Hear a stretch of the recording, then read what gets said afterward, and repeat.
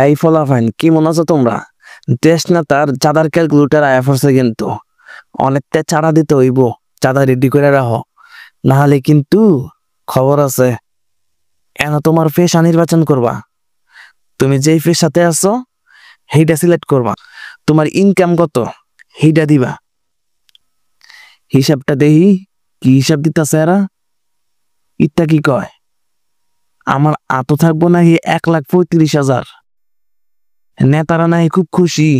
এই যে খুব খুশি নেতায় নেতা এবার আমার টাকাতে লন্ডনে সফরে যাইব 10% ইকোনমিক ক্লাসের টিকিটে। ইত্যা কি করে ভাই। আবার গ্রাফ চিত্র এনে দিছে।